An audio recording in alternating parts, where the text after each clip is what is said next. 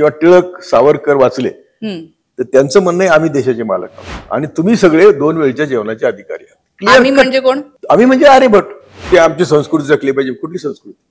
वर्ण व्यवस्था, जातीयता. ते म्हणतात आम्हाला अखंड भारत करायचा आहे आणि केला तर काय होईल? मुसलमान संख्या जास्त वाढेल. हिंदू नावाचा धर्मच नव्हता तोपर्यंत. हिंदू धर्माचं नाव देऊन आम्हाला सगळ्यांना पंखाखाली घेतलं. ख्रिश्चन कोण झालं पहिल्यांदा? नमुद्री ब्राह्मण, सर्वोच्च ब्राह्मण. बुद्धाची चळवळ कोणाची विरुद्ध होती? शिखांची चळवळ कोणाची विरुद्ध होती? बसवांनाची चळवळ कोणाची विरुद्ध होती? माझी चळवळ त्यांची विरुद्ध आहे. मित्रमैत्रिणींनो नमस्कार. मी आज बीजी कोळसे पाटील यांच्या घरी आलेली आहे. तुम्हाला माहिती असेल की सर मुंबई हायकोर्टाचे निवृत्त न्यायाधीश आहेत आणि सध्या ते जे काही काम करत आहे तुमच्यापर्यंत अनेक गोष्टी येत असतील. सगळ्यात महत्वाचं त्यांचं जे मी आतापर्यंत ऐकलंय ते म्हणजे आज जी देशाची अवस्था आहे आणि ह्या अवस्थेला कारणीभूत असलेला एक घटक म्हणजे RSS आणि त्याला बाबांचा कडाडून विरोध असतो. नेहमी त्यांच्या बोलण्यामध्ये या गोष्टी येतात. तर मला आज त्यांच्या सोबत गप्पा मारायच्या आहे, या सगळ्या गोष्टी समजून घ्यायच्या आहे की इतका का विरोध ते करतात. तर मला बाबा नमस्कार, तुमचं स्वागत आहे आमच्या चॅनलवर. जय जय संविधान, जय भीम, जय शिवराय.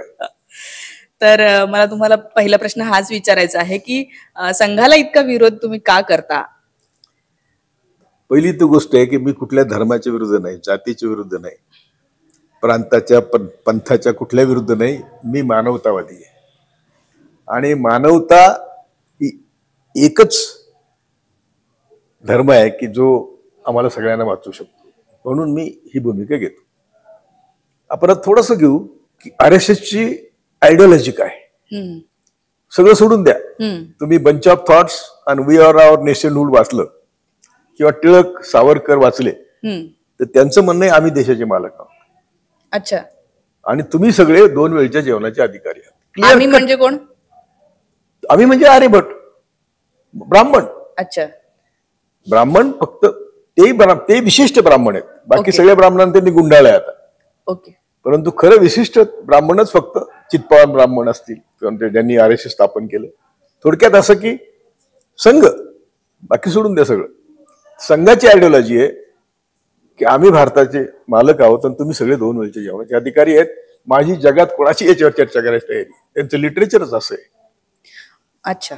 पण मग मी स्वतः बरेचदा संघाशी संबंधित असणाऱ्या लोकांशी संपर्कात आलेली आहे. मी त्यांच्यासोबत म्हणजे त्यांच्या अनेक ऑर्गनायझेशन आहेत, त्यातल्या एका ऑर्गनायझेशन सोबत मी 3 वर्ष काम केले नागपूरमध्ये असताना.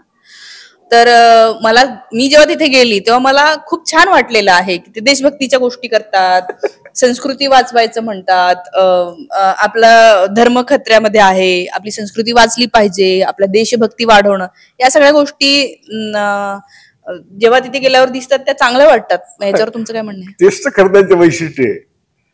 या RSSच्या लोकांचं हेच वैशिष्ट्य आहे की ते काय आहेत हेच कोणाला कळू देत नाही आणि ज्यांना कळतं ते फार हुशार आहेत पण ते आपल्या स्वार्थासाठी बोलत नाही. माझा स्वार्थच काही नाही. आता तू म्हणते आमची संस्कृती जगली पाहिजे. कुठली संस्कृती? वर्ण व्यवस्था, जातीयता, काय टिकलं पाहिजे? किंवा त्यांचं जे म्हणणं आहे की देशभक्ती, कसली देशभक्ती? अरे ते भारत माता की जय म्हणायला लावतात आम्हाला ना. तर त्याचा अर्थ असा आहे की प्रत्येक भारतीयाची जय. वंदे मातरम म्हणायला लावतात, प्रत्येक भारतीयाला वंदन, असे त्याचे अर्थ आहेत. ते सांगतात का आम्हाला? ते अशी बाई उभी करतात आणि ही आमची माता राष्ट्रमाता म्हणतात. राष्ट्रमाता काय बॉर्डर असते काय? राष्ट्रमाता म्हणजे आमचं मानव असतो. त्यामुळे ते म्हणतात आम्हाला अखंड भारत करायचा आहे. अखंड भारत म्हणजे काय? पाकिस्तान, अफगाणिस्तान, बांगलादेश, काय असतील ते सगळे, म्यानमार, तो त्यांना करणं शक्य आहे का? आणि केला तर काय होईल? मुसलमान संख्या जास्त वाढेल. पण हे असे फेकत राहतात अखंड भारत करायचा आहे. रामायण, महाभारत. रामायणाचा संदेश काय आहे? तुला परदेशी सांगितलं ना की ब्राह्मणाच्या वेशात आलेला रावण, त्याला सीतेने भिक्षा दिली, फसवून तिला. हा तर संदेश आहे रामायणाचा. जो ब्राह्मणाच्या वेशात येतो आणि साधू वेशात येतो, ब्राह्मण आणि साधू वेशात येतो, तो सगळ्यात खतरनाक. सगळे साधू काय आहेत? सगळे साधू काय आहेत आता? कोण आहे असा धुतल्या ताणाचा साधू? कोण आहे? त्यामुळे ही आपल्याला कळत नाही म्हणून आपल्याला तुला असं वाटतं आपण पहिल्यापासून घेऊ ना. पण मग तुम्हाला असं वाटतं का स्वातंत्र्याला विरोध का करावा? स्वातंत्र्याला विरोध केला. टोटल म्हणजे मी पण स्वातंत्र्य चळवळीत गेलो नाही, लहान होतो. माझा बाप मजूर होता, शेतमजूर, तो गेला नाही. न जाणं वेगळं, पण विरोध करणं वेगळं. पहिली गोष्ट याची सुरुवात टिळकाने केली. बर. हे हिंदू नावाचा धर्मच नव्हता तोपर्यंत, पण आता लांबेल म्हणून मी जात नाही त्याच्यात. बर. मग आता काय केलं यांनी? ब्राह्मण धर्माला हिंदू धर्माचं नाव देऊन आम्हाला सगळ्यांना पंखाखाली घेतलं. ओके. आणि सांगतात काय, देखो मुसलमान मुसलमान मुसलमान कोण आहेत? आमच्या धर्मातले खालच्या जातीचे लोक यांनी त्रास दिला वर्णव्यवस्थेने म्हणून मुसलमान झाले. कोणी ख्रिश्चन झालं. ख्रिश्चन कोण झालं पहिल्यांदा देशात? नमुद्री ब्राह्मण, सर्वोच्च ब्राह्मण. बर. मुसलमान कोण झालं? नमुद्री ब्राह्मण केरळातले. हो, 50 साली 650 साली इस्लाम आला, त्यांनी घेतला, चर्च मशिदी बांधल्या. 50 साली ख्रिश्चन धर्म आला, त्यांनी चर्चेस बांधली. कोणी बांधली? सगळी त्यांनी बांधली. आम्हाला नमुद्री ब्राह्मण. बर. आणि आम्हाला काय सांग, नियम काय होता तिथं? कोणाचं लग्न झालं त्याची बायको पहिल्यांदा नमुद्री ब्राह्मणाकडे आली पाहिजे. हो, हे ऐकलंय. ऐकलं नाही? खरंच आहे ना. गोळवलकरनी सांगितलं ना, गुजरातच्या एका विद्यापीठात भाषण करताना सांगितलं की आम्ही नमुद्री ब्राह्मणांना तिथे एवढ्यासाठी ठेवले की वंशशुद्धी. म्हणजे काय? तर ही जी सगळी विचारसरणी विषारी, अत्यंत विषारी विचारसरणी, त्याला माझा विरोध आहे. स्वातंत्र्य चळवळ सोडा, स्वातंत्र्य चळवळ झाली, स्वातंत्र्य मिळते म्हणल्यावर 42 साली यांनी काय केलं की असं प्लॅनिंग केलं की आम्ही सर्व, कोणाचंही राज्य आलं, पक्षाने आपण निवडून येऊ शकत नाही, कोणाचं राज्य आलं तर आम्ही त्या सगळ्या संवैधानिक संस्था आमच्या ताब्यात ठेवू. बर. मग ती ज्युडिशरी असेल, मग ते आयबी असेल. आयबीचं तर एक भाऊ आयबीचा प्रमुख असतो, दुसरा भाऊ आरएसएसचा प्रमुख असतो, तिसरा चुलत भाऊ असेल मिलिटरीचा प्रमुख असतो. कोणाच ताब्यात देश असतो? संघाच्या. म्हणजे सत्ता कोणाची असली तरी, कोणाची असेल सत्ता. काँग्रेसच्या काळामध्ये काय होतं? तेच होतं. अरे इंदिरा गांधीचा खून झाला, का झाला? कसं झाला? का झाला? तेच सांगतो मी तुला की नाही, माहित नाही देशाला. इंदिरा गांधींना मिसलीड केलं की खलिस्तान येते, हो घातले, त्यात सुवर्ण मंदिरामध्ये खूप मोठा शस्त्रास्त्र साठा आहे, तिथे अतिरेकी आहेत. अतिरेकी तिथे होते, बंदुका होत्या 4-2, शस्त्राचा साठा नव्हता. कोणी मिसलीड केलं? वैज्ञानिक म्हणजे जे कोणी असतील, यंत्रणा ही आयबी मिलिटरीचा प्रमुख, हेच चालवतात देश ना. कारण आयबी साठी पंतप्रधानाला दररोज 15 मिनिटं द्यावेच लागतात. हो का? डेली. हो, जास्त देतात ते, पण जास्त. आयबी मध्ये आरएसएसची काय इन्फॉर्मेशन असणार? एक भाऊ त्यांचाच तिकडे प्रमुख आहे. एवढी विषारी तुम्हाला कल्पनाच येत नाही. आपण पुढचा मुद्दा घेऊ की सगळ्या संस्था, मी स्वतः ज्युडिशरीत होतो ना, तर माझे ब्रदर जज म्हणायचा, तर ते बोललं का तुम्ही डिलीट करायला पाहिजे, तर लांड्याला ताणलं पाहिजे. त्याचे पूर्वीच्या कोफे पैसेवर केसेस यायचे ना, आमच्या पुढे स्मगलिंगच्या केसेस यायच्या. नॉर्मली ते सगळे आहेत, त्याला तुम्ही स्कोप देत नाही, स्मगलिंग नाही करणार तर काय करणार? तर मग काय म्हणायचं, जज, आमचा ब्रदर जज म्हणा, तो पुढे सुप्रीम कोर्ट जज झाला, लांड्याला ताणलं पाहिजे. म्हणजे असं काय बोलतो? We are next to God. ईश्वराच्या खालकोला आम्ही आहोत, असं नको करू. तर ते अशी ती सडलेली विचारसरणी. पुढे काय झालं की आता तू बोलली कसं बसं स्वातंत्र्य मिळालं. स्वातंत्र्याच्या रात्री काय झालं? देशभर हिंदू मुस्लिम दंगे झाले. ते काय संघामुळे झाले? मग कोणामुळं? दुसरं कोणाच? हिंदू मुस्लिम, त्यांना स्वातंत्र्यच नको होतं ना. सावरकरची शेवटची मागणी होती, तुम्ही स्वातंत्र्य देताय ना, तर मग आमचा देश नेपाळच्या ताब्यात द्या, म्हणजे हिंदू राष्ट्र राहील. त्यांना हिंदू राष्ट्र पाहिजे होतं, त्यांना स्वातंत्र्य नको होतं, म्हणजे ब्राह्मण राष्ट्र पाहिजे होतं. त्यामुळे स्वातंत्र्याला विरोध होता. त्यांच्या हिंदुत्व म्हणजे त्यांच्या हिंदुत्वामध्ये आणि जी जनता सगळे बाकी धर्म मानते त्याच्यामध्ये काय फरक आहे? त्यांना जनतेला कळतच नाही. हिंदुत्व म्हणजे आमचा शत्रू, हिंदू म्हणजे आम्ही सगळे. हिंदू म्हणजे जनता भारताची. हिंदुत्व म्हणजे विषारी विचार, आणि हिंदू म्हणजे भारताचे. हिंदुत्व आणि हिंदू मध्येच फार फरक आहे. अच्छा, हिंदुत्व म्हणजे वेगळं आणि हिंदू म्हणजे वेगळं. बरोबर. हिंदुत्व म्हणजे तुम्हाला सगळ्यांना पायदळी तुडवण्यासाठी आलेला विचार, तो हिंदू धर्म नाही. आणि हिंदू धर्मात सुद्धा ज्या जाती आहेत, पंथ आहेत, हे काय चांगले आहेत का? किंवा ब्राह्मण श्रेष्ठ ना आम्ही सगळे नीच, हे कुठून आलं? त्यामुळं ही जी सगळी यांची विचारसरणी आहे, ते आता तेच पुन्हा मुद्द्यावर येतो ना मी, हे कसे आपण ज्याला खेड्यात म्हणतो ना, खंडीच्या वर्णात मुतणारी विषारी जमाती, आम्हाला खायचंय ते वरण, पण हे गुंतून ठेवणार. कसं सांगतो तुला, कसं? स्वातंत्र्य मिळालं ना म्हणून बोलला ना, स्वातंत्र्य मिळालं त्या रात्री सगळं देशभर दंगली. नथुराम गोडसेनी महात्मा गांधीचा खून केला. यांनी अगोदर संविधान, बाबासाहेब आंबेडकरचे पुतळे जाळले, संविधान नाकारलं, तिरंगी झेंडा नाकारला, आम्हाला हा झेंडा कबूल नाही म्हणून तिरंगी. हे सगळं जे काय करायचं ते करत राहिले. संविधान समितीमध्ये आरक्षणाची चर्चा झाली तेव्हा हे आरक्षणाच्या विरुद्ध घुसले तिथे, यांचे संबंध होता संविधान समितीत.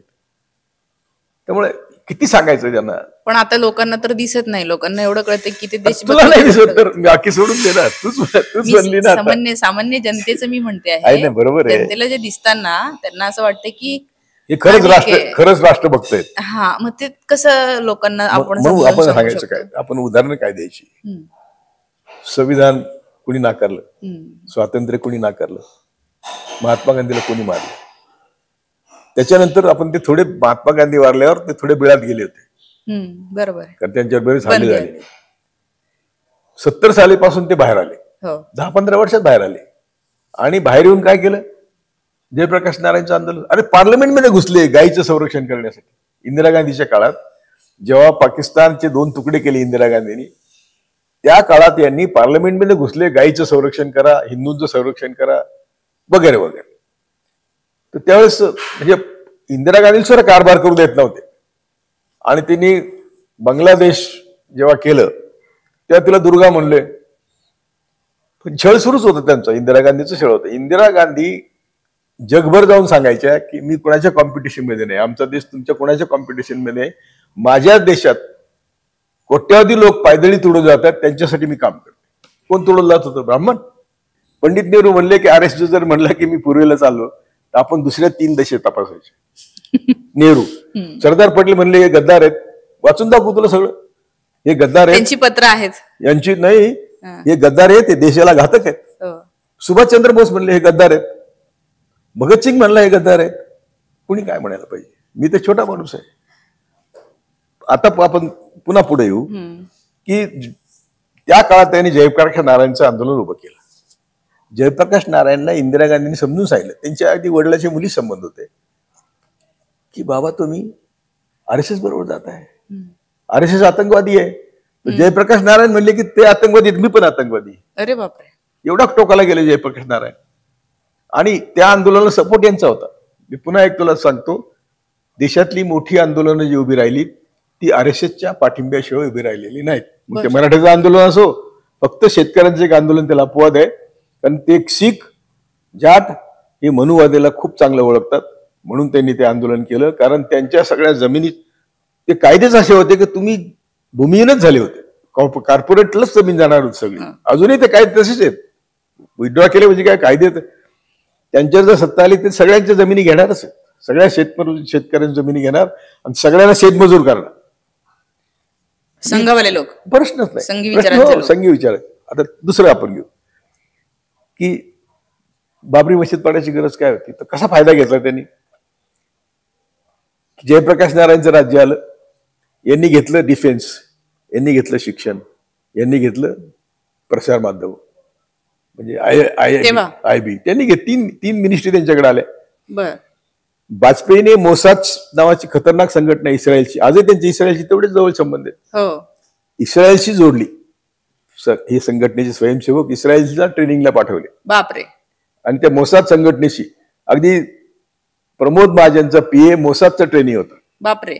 आणि बाकीचे सगळ्या बरेच लोक मोसादचे ट्रेनिंग आहेत. मग तिथून काय ते शिकून आले, बॉम्ब तयार करणे, बॉम्ब स्फोट करणे.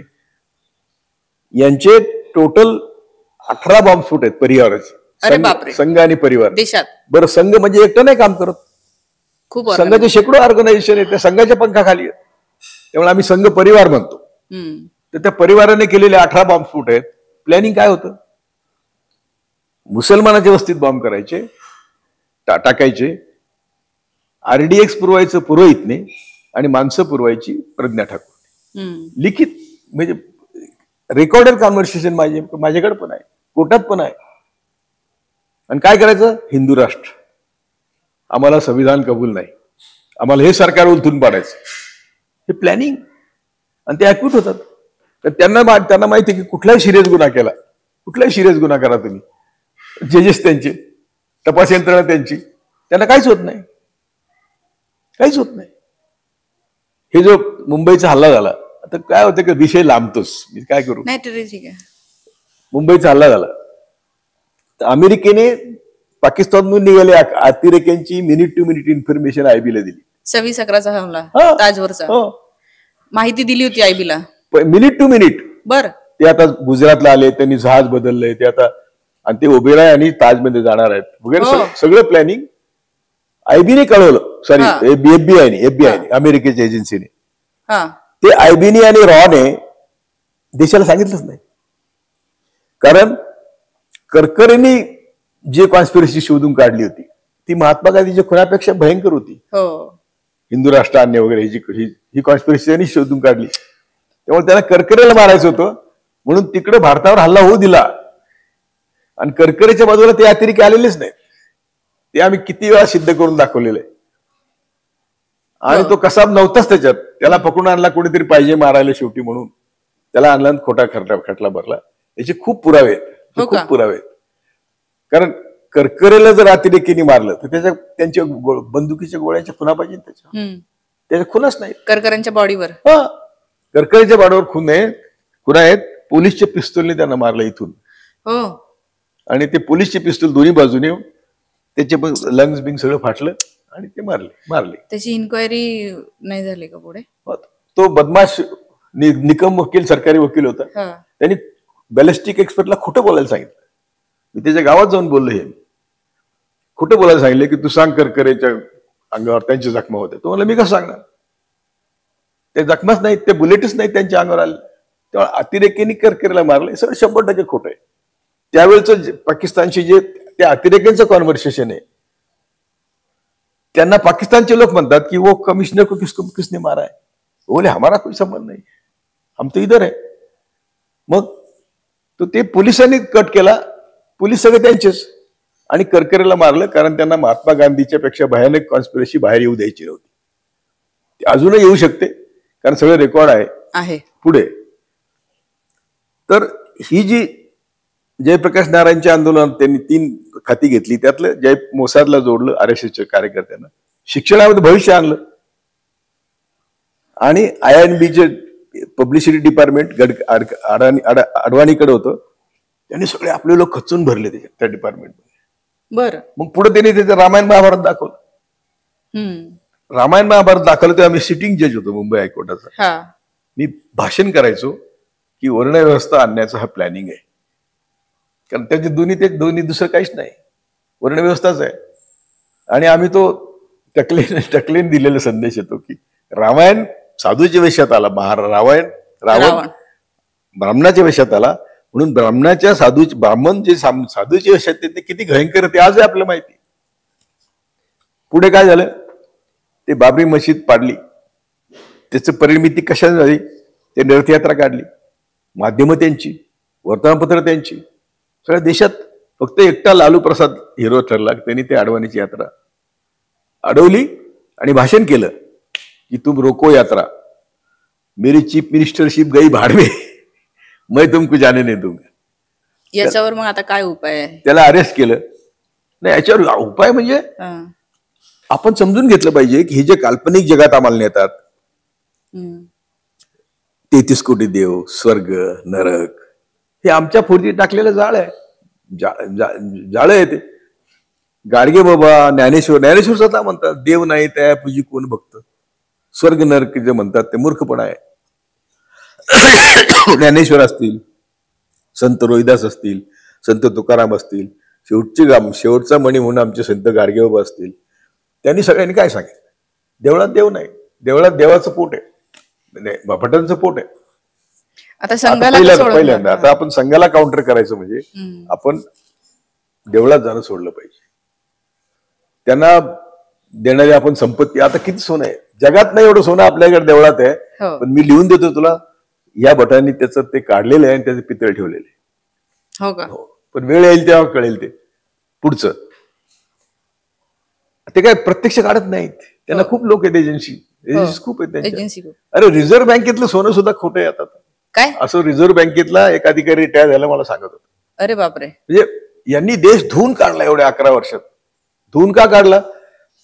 तर ते आमचे मित्र नाहीत, ते आमचे शत्रू आहेत. बहुजन इथल्या लोकांचे शत्रू, बहुजनाचे शत्रू आहेत. मग शत्रूचं काम काय असतं? जर युद्धात आपण हारतोय, परत जातोय, तर तो भूभाग ते डिस्ट्रॉय करून टाकतात. त्यांना कधीतरी जावं लागणार हे माहिती आहे. पण त्याच्यापेक्षा पहिले मुद्दा घेतो ना मी, की बाबरी मशीद पाडायचं कारण काय होतं? काय होतं? एवढं 500 वर्ष ती मशीद तिथे होती आणि ती मशीद नमाज पडत नव्हती वगैरे, ठीक आहे. तिथे यांनी रामललाची मूर्ती ठेवली हो नेऊन आणि सांगितलं हे राम जन्मभूमी आहे. कशा करता? हिंदू मुसलमान लावल्याशिवाय पक्क त्यांचं राज्य येत नाही. त्यांनी हिंदू राष्ट्र करण्यासाठी नेहरूंचा द्वेष केला, गांधींचा द्वेष केला. गांधींना का मारलं? तर गांधींनी टिळकाच्या वाड्यातली काँग्रेस खेड्यापाड्यात नेली. पहिल्यांदा बहुजन समाजाला लिडरशिप दिली. तेव्हापासून यांचं गांधीचं वागलं. बरोबर. तेव्हापासून यांनी खुनाचे गांधीचे प्रयत्न केले. म्हणजे काय पहिला प्रयत्न नव्हता तो, खूप 5-7 प्रयत्न झालेत. तर का करायचं ते? गांधीला का मारायचं? तर गांधींनी आमची लिडरशिप काढली, म्हणजे भटांची, आणि देशाला दिली. त्यामुळं आमचं नुकसान झालं. त्यांना जो 1000 वर्षांची जी लिडरशिप आहे, त्यामुळे उपाय फार सोपा आहे हो, पण कुणीतरी शहाण्यांनी केला पाहिजे. पण मी असं म्हणतो की जे ब्राह्मण मंडळी, विद्वान मंडळी, त्या जे RSSच्या विरुद्ध आहेत, निदान आम्हाला दाखवताना बोलतात, किंवा जे RSSचे नाहीत, त्यांनी लीड घेतला पाहिजे आणि हे देवाधर्मातून लोकांच्या, चुकीच्या देवाधर्मातून लोकांना बाहेर काढलं पाहिजे. अच्छा, म्हणजे ब्राह्मण वर्गातल्याच लोकांनी लीड घ्यायला पाहिजे. कारण आम्हाला तर मी तर 76 साली मांडले. मला जेव्हा काही कळत नव्हतं तेव्हा मी मांडलं होतं की RSS आणि ब्राह्मणवादी विचारसरणी हे आमच्या सगळ्या दुःखाचं मूळ आहे. त्याचे माझे लहानपणचे अनुभव वगैरे ते सगळे मी सांगत नाही. तर आज 18 बॉम्बस्फोट केले, ते रेकॉर्डवर आहे. महात्मा गांधीचा खून केला, संविधानाला विरोध केला, स्वातंत्र्याला विरोध केला. मग RSSला काही पूजा करायची? जे आम्हाला आमचा विकास होऊ देत नाही. आता बघ, शिक्षण सुरू झालं. यशवंतराव चव्हाणांनी 900 रुपयाच्या आत उत्पन्न म्हणून त्यांना माध्यमिक शिक्षण मोफत केलं. त्याच्यात मी 4 वर्षे मजुरी करणारा मुलगा शाळेत आलो, म्हणून तू याशी बोलतो. तर काय झालं ते? तर शिक्षण त्यांनी मोफत केलं. आता तेच शिक्षण 70 नंतर यांनी अशी पॉलिसी केली की खाजगी शिक्षण झालं पाहिजे. खाजगी शिक्षणाची म्हणतात ते सुरू केलं, कोणी केलं? काँग्रेसने. अधिकारी कोण? खाजगी शिक्षण सुरू झालं पाहिजे म्हणजे आम्हाला मागच्या दरवाजाने शिक्षण बंद केलं. जे शिक्षण आम्ही 5-25 वर्ष एन्जॉय केलं, त्यातली ही आमची पिढी आहे, त्यांना बंद केलं. त्यांची पॉलिसी आपल्याला कळत नाही. ते जसं शेतकऱ्यांचे कायदे सांगितले, त्यांना तुम्हाला काही त्यांची एवढीच प्रतिज्ञा आहे की तुम्ही सगळे फक्त 2 वेळच्या जेवणाचे अधिकारी आहात. तुम्हाला संपत्तीची गरज नाही, शिक्षणाची गरज नाही, स्वतंत्र विचाराची गरज नाही. त्यासाठी ते रात्रंदिवस काम करतात. म्हणून नुकसान झाल्यावर पण ते भरपाई, शेतकऱ्यांचे जे काय आता सगळ्या हाल चाललेले आहे ते होत नाही. शेतकऱ्यांचं नुकसान होणारच, शेती तोट्यात येणारच, शेती फाड्यात येत नाही. जगात शेतीला खूप मोठं प्राधान्य दिलं जातं. शेतकऱ्यांना भरपूर सबसिडी दिली जाते. त्यांच्या मालाला मार्केट उपलब्ध करून दिलं जातं. अमेरिकेमध्ये मोठी मोठी शेतं आहेत ना, तर त्यांच्या शेतात रेल्वेचा रूळ आहे. त्यांनी शेतातून गहू काढायचा, तो रेल्वेच्या वॅगनमध्ये भरायचा. आपल्याकडे काय? उलट शेतकऱ्यांना कमी लेखलं जातं, श्रमिकांना कमी लेखलं जातं आणि त्यांना त्यांच्याकडून ही कामं करून घेतली जातात. यांचे गाल गुलगुलीत ठेवण्यासाठी त्यांना MSP मिळत नाही. आता हे आम्हाला 100 कोटी लोकांना 5 किलो धान्य देतात वगैरे, कुठून देतात? काय मोदीच्या बापाच्या घरचं आहे?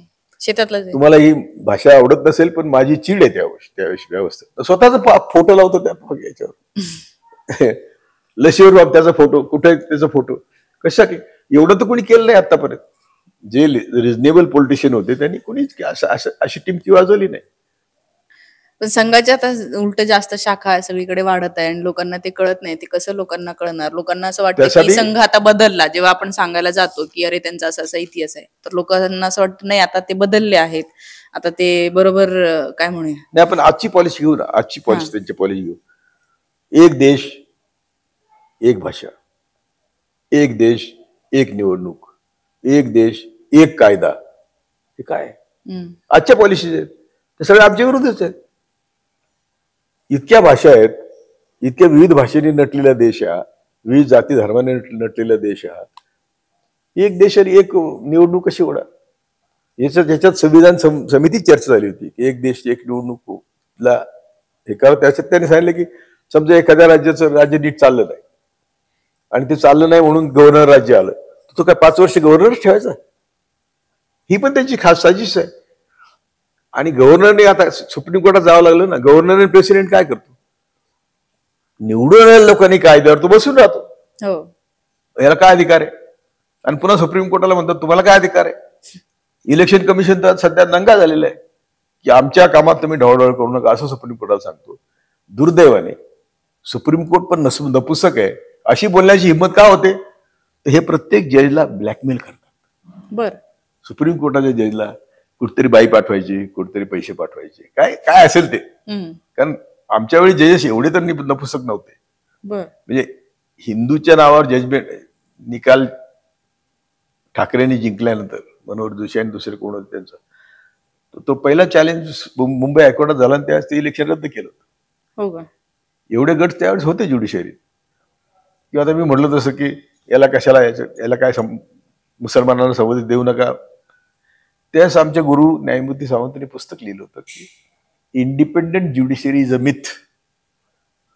न्यायसंस्था स्वतंत्र विचाराची आहे हे खोटं आहे. हे लिहिलं होतं, पुस्तक लिहिलं होतं. कसं सुधरेल आता हे आणि कधी सुधरेल?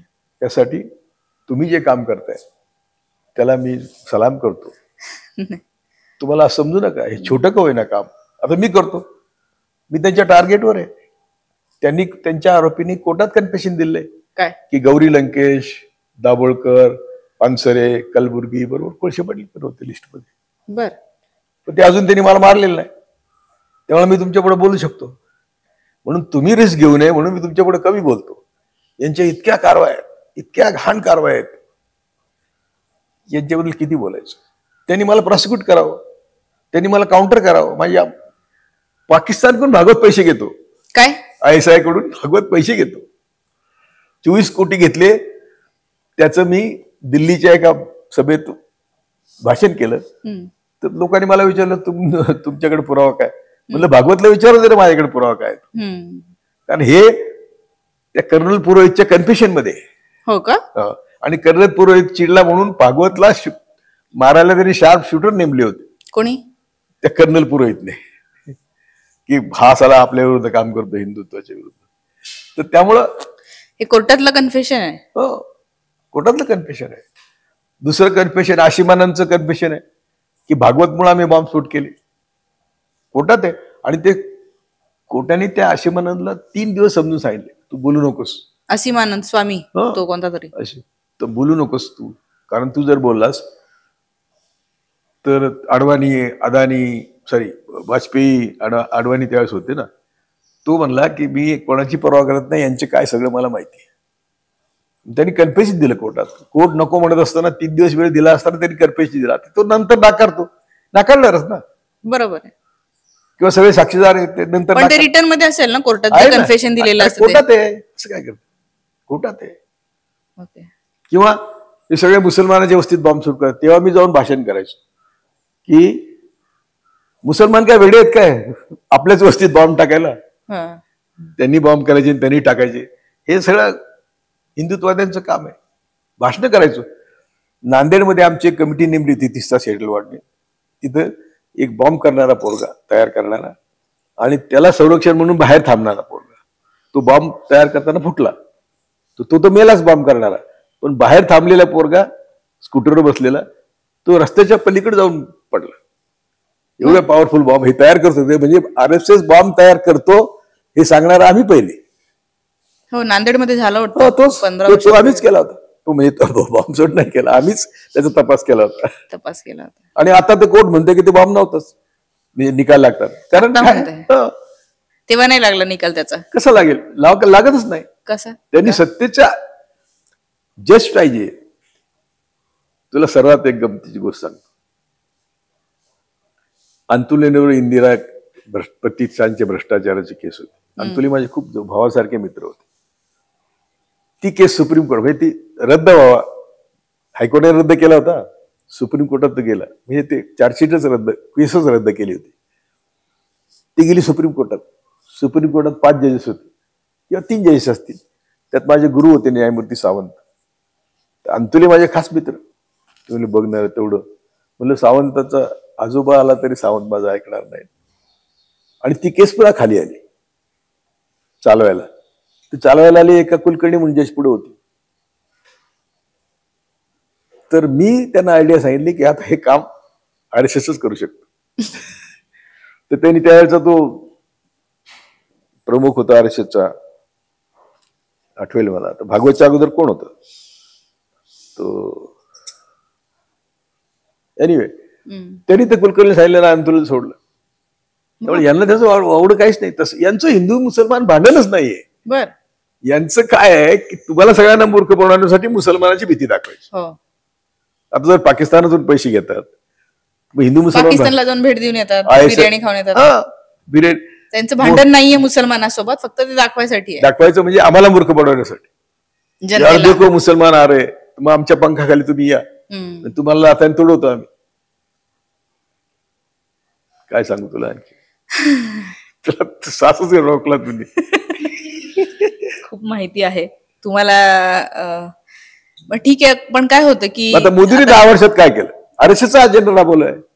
आपले सगळे सार्वजनिक उद्योग विकले, सगळ्या संविधानिक संस्था ताब्यात घेतल्या, सगळी वर्तमानपत्र ताब्यात घेतली. मोदीने लाखभर कोटी रुपये फक्त जाहिरातीवर खर्च केले. लाखभर कोटी, लाखभर नाही. किंवा 100 रुपयाची सार्वजनिक उद्योग 20 रुपयाला विकला आणि तो आपल्या मित्रांना विकला. माझं मत असं आहे की अंबानी अदानीची संपत्ती, निदान अदानीची संपत्ती तर मोदीची संपत्ती. हो का? बस. नाही तर अदानीला प्रत्येक वेळी जगात घेऊन जायचं, त्याला तिथलं कंत्राट मिळून द्यायचं. काय कारण आहे? तू विदेश नीती सगळी तुझी फेल झाली तर कारण हेच आहे. आज आपल्यावर एकही देश नाही. ज्या चायनाला जाऊन आल्या आत्तामध्ये, एवढ्या आपल्या जमीन कॅप्चर केले, हजारो किलोमीटर त्यांनी कॅप्चर केलेत, त्या चायना बरोबर ट्रम्पची मैत्री झाली हे तक्रार करतात. आणि त्याच वेळेस मोदी काय बनायचं की आपल्याकडे हल्ला झाला 26/11चा, हे जाऊन अमेरिका रडतात म्हणजे आम्ही मदत करू. आम्ही मदत केली का? सगळी अतिरेकी तर मारून टाकली, आम्हीच मारली. तुला सांगतो, सगळे अतिरेकी हल्ले जे आहेत यांच्या काळातले किंवा यांनी केलेले, त्याचा लॉजिकल एंडला तपास लागतच नाही. घे तू पठाणकोट घे, बरोबर आहे, उरी घे, पुलवामा घे, यांनीच घडवलेले असं तुम्हाला म्हणायचं नाही. मला म्हणायचं असं की त्याचा लॉजिकल एंडला तपास जात नाही. याचा अर्थ काय? याचा अर्थ ज्यांचा त्याचा फायदा झाला, ज्यांना त्याचा फायदा झाला त्यांनी केले.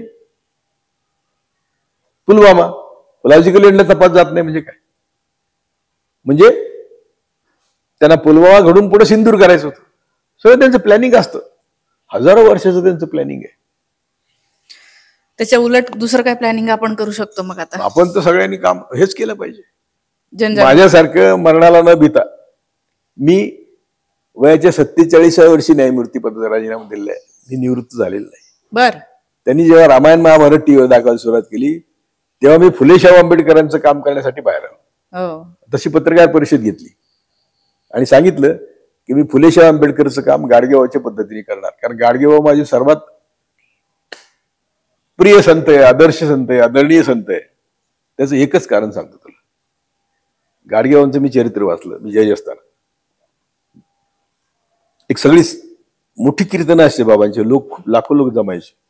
ते म्हणजे देवळात देव नाही वगैरे वगैरे सगळं. ते एक सभेत सगळे ब्राह्मण होते बसलेले स्टेजवर. बाबा कधी स्टेजवर खुर्चीवर बसायचे नाही, ते कोपऱ्यात बसायचे. सगळ्यांची भाषण झाल्यावर जनतेने आग्रह केला, बाबा तुम्ही बोला. ते म्हणजे आता मी काय बोलू, एवढे विद्वान सगळे बोललेत. तरी लोकांनी इन्सिस्ट केलं. तर म्हणले बरं ठीक आहे, तुमचा आग्रह आहे, मी 3 वाक्य बोलतो. ते म्हणले की मी या मंडळींना विनंती करतो, सगळ्या ब्राह्मणांना, की त्यांनी तुम्हाला आणि मला ब्राह्मण करून घ्यावं, म्हणजे मग उचिने संपेल, सगळं देश एक होईल. असं तर ती विद्वत्ता बाबाची, अंगठेबाज बाबाची बघून मी राजीनामा दिला. म्हणलं मला पण काहीतरी केलं पाहिजे, नाहीतरी मी शेतमजूर होतो, माझं काय वाकडं होणार आहे. मला पेन्शन नाही, काय नाही. लोकांना काय आमचे ट्रोल करण्याला वाटतं आम्ही पेन्शन घेऊन मस्ती करतो. काय केलेलं नाही. आणि आम्हाला 2 वेळचे जेवण, आता आमची 25 एकर शेती त्यातलंच येतं. त्यामुळे आमच्या घरी ईडी येऊ शकत नाही. अगदी एकदा माझ्याकडे NIA आली होती त्या एल्गार परिषदेच्या काळात. किंवा मध्ये 2 मी सभा घेतल्या. एक RSS मुक्त भारतची घेतली 2015ला, त्याच्यानंतर 16ला संध्याकाळी किंवा 17ला संध्याकाळी डिसेंबरच्या एल्गार परिषद घेतली. तर त्याचे तपास सगळे आमच्याबरोबर, जे कोणी आमच्यावर नव्हते त्यांना देशातल्या सगळ्या डाव्यांना अटक केली आमच्या नावाखाली. अरे बापरे. आणि ते आत येत ते फादर स्टेन, काय संबंधच नाही त्यांचा. फादर स्टेन ते बिचारा जेलमध्येच मेला. आणि कितीतरी मेले. तर का आता सगळ्यांना एका पंखाखाली आणून दहशत निर्माण करायची की आमच्या विरुद्ध बोलू नका. आमच्या पण मग NIA माझ्याकडे स्टेटमेंटला आले, म्हणे मी वर होतो बाल्कनीत, डेबन येणारच होतो. म्हटलं काय करू, पोलीस येतात सगळे, NIAचे 1-2 ऑफिसर येतात, पण सगळे लोकल पोलीस येतात, सगळं भरून जातं हे सगळं. तर म्हणलं काय करू, बॅग घेऊन येऊ खाली का असाच येऊ. नाही म्हणे सर, सर नम्रतेने बोलतात ते, सर आपका स्टेटमेंट रिकॉर्ड करना है. मैंने कहा लिखो, मोदी शाह खूनी है. लिखो ना. ऐसा कैसा, मैंने कहा है ना. मेरे गुरु जस्टिस सावंत, जस्टिस कृष्णा अय्यर ने अहमदाबाद दंगे की इंक्वायरी करी. त्या तिसरा शेटरवाडचाच आयोग होता. त्या आयोगात 3 जजेस होते. 3ही माझे मित्र, म्हणजे 2 तर माझे गुरुच होते. कृष्णा अय्यरमुळे आणि सावंतामुळे मी जज झालो. आणि तिसरे सुरेश होते, जस्टिस सुरेश होता, ते ख्रिश्चन होते. त्यांनी इन्क्वायरी केली आणि रिपोर्ट काय दिला की Modi Shah should be prosecuted for, Modi and his friend should be prosecuted for mass murders. आणि दुसरं रिकमेंडेशन, यांच्या आयुष्यात कुठल्याही परिस्थितीत कुठलंही संविधानिक पद देऊ नये. बर, हे 2 रिकमेंडेशन होते. पण काँग्रेसमध्ये स्लीपर सेल आहे ना RSSचं, त्यांनी काहीच कारवाई नाही केली. तो जो अहमद पटेल होता त्यांच्याकडे, काँग्रेसचा खास तिजोरी सांभाळणारा, तो मोदीचा मित्र होता. हो का. त्यामुळे यांची सगळीकडे माणसं अशी पसरलेली आहेत. दुसऱ्या यांना कोर्ट मदतीला आहे, तपास यंत्रणा मदतीला आहे. मग काय राहिलं, यांनी किती गुन्हे केले त्यांना शिक्षाच होत नाही. आणि आम्ही नुसतं मोदीला एक शब्द बोललो तर आमच्यावर क्रिमिनल केसेस आहेत. आझाद मैदानात मी भाषण केलं की सगळे मुसलमान 25 कोटी जर एकत्र आले, सुसू केली, तरी वाहून जातील हे सगळे. पण नाही करत. आणि मी मुद्दाम खेड्यातली भाषा वापरतो कारण माझ्या लोकांना कळलं पाहिजे. मला सोफिस्टिकेट लोकांचं काहीच घेणं नाही. मला ते काही करत काय मला परवा नाही. आम्हाला पायदळी तुडवण्याची हजारो वर्ष संस्कृती, काल्पनिक जगात घेऊन आम्हाला तुडवणे. ते नाव सगळ्यांची घेतात ना, शिवाजी महाराजांचं नाव घेतात. शिवाजी महाराजांना मारलं त्यांनी माहिती, संभाजी महाराजांना मारलं त्यांनी माहिती, नाव घेतात. शिवाजी महाराजांना ओपनली विरोध करायचे अष्टप्रधान मंडळ. अरे म्हणायचे कुणबटा, तुझ्या हाताखाली काम करायला मला लाज वाटते. मोरोपंत पिंगळे ओपनली शिवाजी महाराज तोंडावर बोलायचे. तरी अजून महाराजांचा खरा इतिहास आपल्यापर्यंत आलेला नाही. खरा इतिहास लिहिण्यासाठी मी तुझ्या माध्यमातून आवाहन करतो की माझी दोन्ही घराची प्रॉपर्टी जी आहे मी विकून शिवाजी महाराज खरं चरित्र लिहिणाऱ्याला नेमायला तयार आहे. अजून पण नाही लिहिलं असं तुम्हाला म्हणायचं? अजून नाही, खरा इतिहास आलाच नाही महाराजांचा. फार मोठा जागतिक कीर्तीचा योद्धा होता शिवाजी महाराज. म्हणजे अलेक्झांडर, नेपोलियन वगैरे त्यांच्या पुढे काहीच नव्हते. हो का. कारण ते कधी स्वतः लढायला गेले नाहीत. महाराज स्वतः जायचे. अरे शाहिस्तेखानाची बोटं तोडायची म्हणजे काय जोक आहे काय, असं काय करते तू. ही जिगर होती ती फक्त महाराजांना. जगात एकच नेता आहे, त्याला यांनी संपवला नसता तरी भारत बदलला असता. संभाजी महाराजांनी मारला नसता तरी भारत बदलला असता. संभाजी महाराज कोणी मारलं? कोणी? औरंगजेब थोडंच मारतो. त्याची जीभ काटणे, कान कापणे कुठल्या शास्त्रात आहे? मनुस्मृतीत आहे. मनुस्मृतीप्रमाणे त्याला मारलं. कोणी एक्झिक्यूट करणार? कुणी आला परदेशातून, अगदी पहिला मोहम्मद बिन काशिम आला, कोणी आणला? भटांनीच आणला. धर्म कुणी आणले? भटांनी आणले. म्हणजे देशाचं वाटोळं करण्याचं काम अविरत सम्राट अशोकच्या नातवाला कोणी मारलं? ब्राह्मणांनीच मारलं. आणि संपूर्ण देशाची जर इतिहास बघितला आपण तर तो फक्त ब्राह्मण धर्म आणि बुद्ध धर्म याच्यातच. बुद्धाची चळवळ कोणाची विरुद्ध होती? शिखांची चळवळ कोणाची विरुद्ध होती? बसवांनाची चळवळ कोणाची विरुद्ध होती? कोणाची कुणी घेतो, माझी चळवळ त्यांच्या विरुद्ध आहे. मी इतकं मोठा नसलो तरी माझ्या फुगवतेपणे मी करतो. चल बाय. धन्यवाद सर. तुमच्या प्रतिक्रिया मला कमेंट करून नक्की सांगा.